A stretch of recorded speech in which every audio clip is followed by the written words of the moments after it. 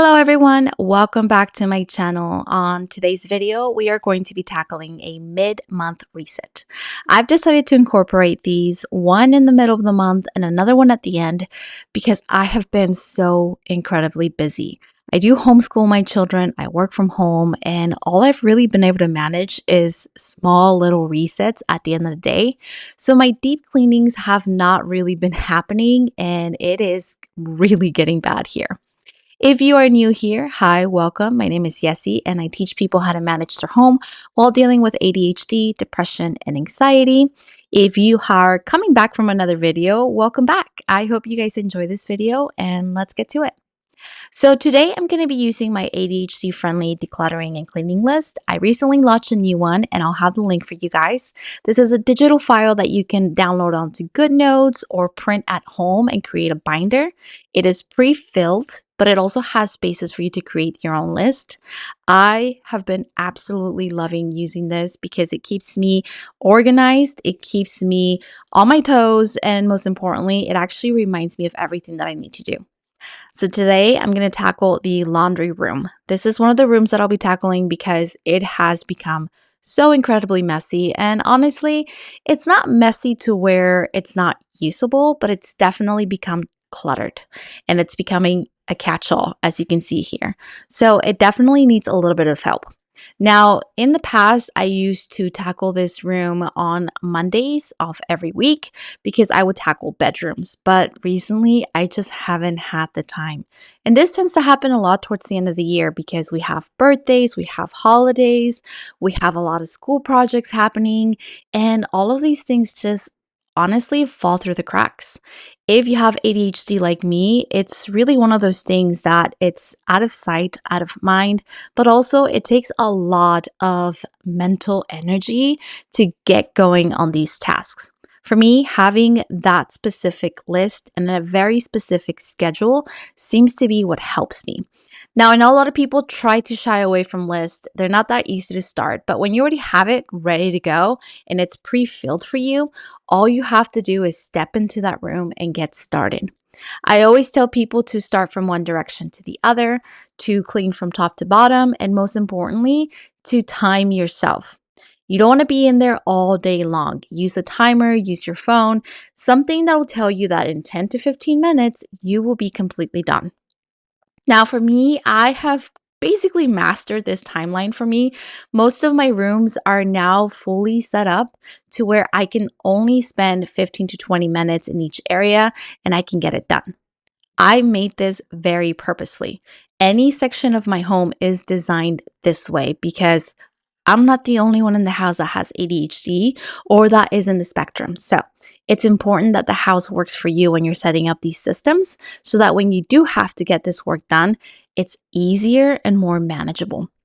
Now, a lot of the things that you see on the counters were literally just things that needed to go back to their homes. And when you have ADHD, we have the habit of just putting things down and not putting things away. So unfortunately, this is where our piles come from. I've been slowly working on this, but it's not always perfect. And honestly, if I'm being frank with you, it can be really hard as a mom. It's not just my stuff, it's my kids' stuff, it's my husband's stuff, and I am holding everyone accountable in this house. Everyone has their own chore list, everyone has their own to-do list, and they do their best to follow through. Except deep cleanings are mostly something that my husband and I do. So I'm not holding my kids accountable for that part. Now, in the laundry room, I also have to do a lot of refills.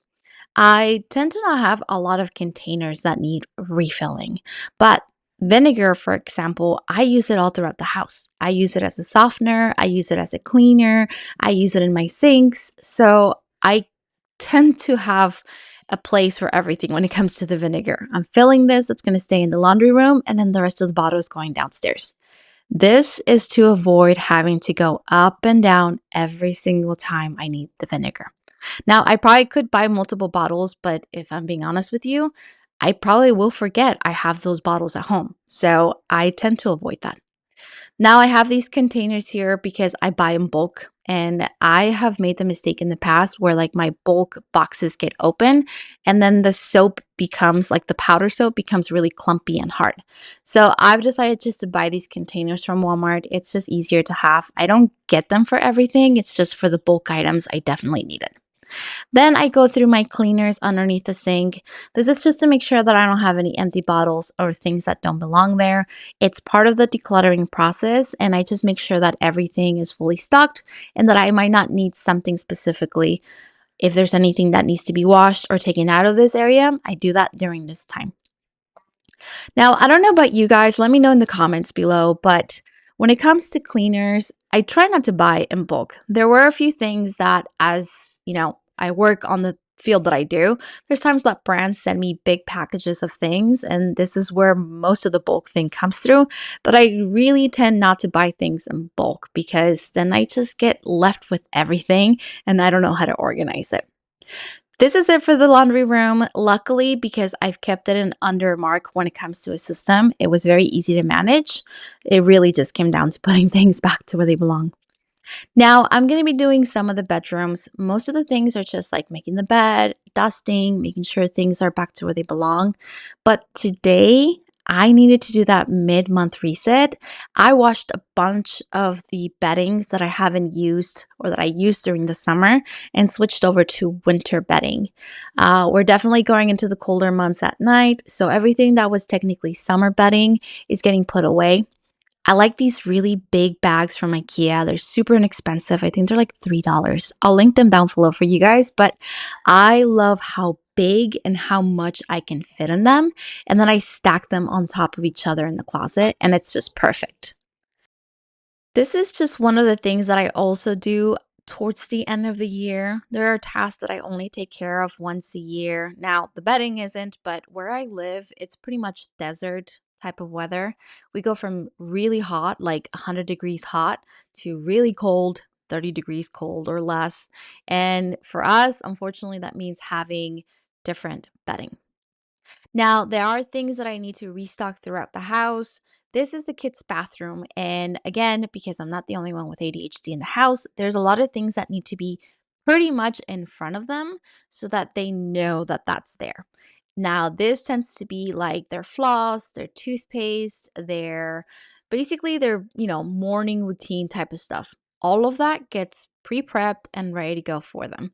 This is how we avoid them having to keep asking, "Where is this?" or "I didn't do it because I didn't have any." And then I go back and I do my sink as well.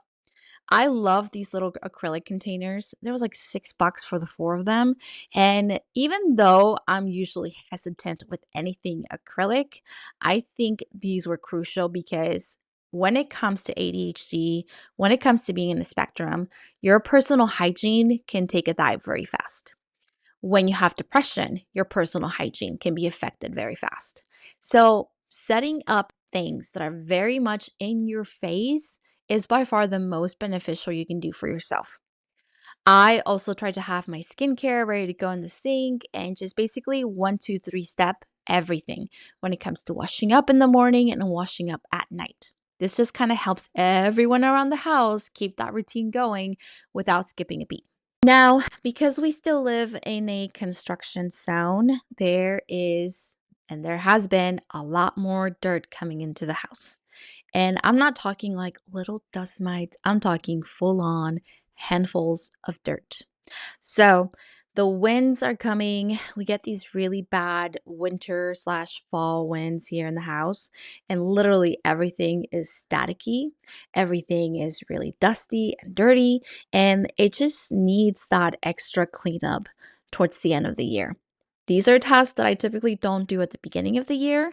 These are tasks that I really need to do during the end of the year when it's really windy and really dusty. I like to use my Swiffer because these windows and the walls are pretty tall. So I'm using the Swiffer here with some spray away and I've just kind of cleaned these windows up. And then I'm going to go ahead and tackle the walls. Now, this we've had this house for a year now and it's all flat paint. And if you don't know what flat paint is, there's two different types of paints. There's usually a glossy paint, which you typically find in bathrooms and kitchens, and then there's a flat paint, which is matte, but also so incredibly hard to clean. I found these two cleaners that seem to work the best. The Goof Off is more of an oily cleaner, and I like to use it on anything that is a marking, kind of like if you brushed up against it, or if your kids put their hands on it, or if there's oil marks. All of those will come off with the Goof Off. It does have this really weird smell. I'm not like fond of it. It kind of reminds me of like Sharpie, but it does the work. I was so happy because these walls, specifically this area, get so incredibly marked up. There's tiny little hands everywhere. And while I'm not like the worst about it, I still like to clean it every now and then because it does look really bad. So I go in with this cleaner and I also clean the baseboards. I just kind of, take this time to clean everything up. I definitely recommend it using it with a microfiber. Any other towel might actually rub paint off. And that's the hard part about the flat paint, that most cleaners end up taking the whole thing off. This one doesn't. It is a little bit oily and it does have that weird smell, but I 100% stand by it. It is amazing. Now, for the baseboards and any other section of the house, I like to use the SEP spray. The SEP spray is actually really good for anything wooden in terms of like cabinets, doors, baseboards, and these are really dusty. Again, I'm going in with my Swifter and I'm just putting on a microfiber. I find this to be the easiest. I already have it. I have seen people use like an actual baseboard cleaner. I just find it super easy and it works. So I love using it. It cleans everything. It has so much dust in this area, and I just like to go in and kind of wipe everything down. Here you can see pencil marking. I'm pretty sure it's pencil or Sharpie or crayon. It's something. The kids, even though they don't do this sort of stuff, sometimes they're walking around with their crayons because they want to show me something, and it has happened. Although, as I kept cleaning it, I honestly feel like this was actually a piece of furniture that got scrubbed into it because they were deep, and the kids would not do that. So, this was like that marking you get from furniture, and let me tell you, it just took it all off. Then I'm gonna go in with a step cleaner and just clean the doors. The doors got so incredibly dusty. You can't even see the full door here, but these doors are stupidly tall. It is the weirdest thing. I think they're like 9 feet tall.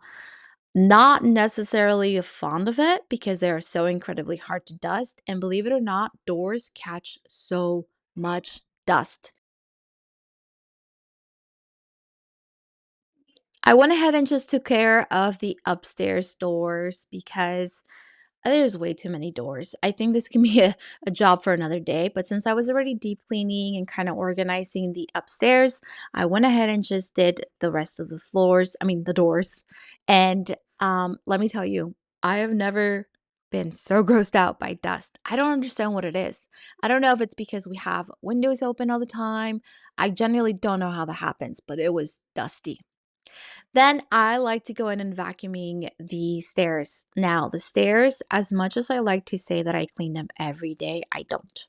I do vacuum all the other surfaces, but the stairs get to me so much. Maybe because I have a bad knee and back. I don't know, but it's really painful sometimes. I'm using my Dyson and the smaller attachment. I've just kind of been, going back and forth on this because it is really hard, and we have a dog, and if I just let it sit, then everyone's gonna have allergies because the way the kids, get down the stairs sometimes is they sit on it and, it's just a whole ordeal. But I am gonna go ahead and just give these a good vacuuming and then give them a good dusting and go on from there. And this is where I am going to be wrapping up today's mid month cleaning. I plan on doing a bit more. This is just all I have time for, and that's okay.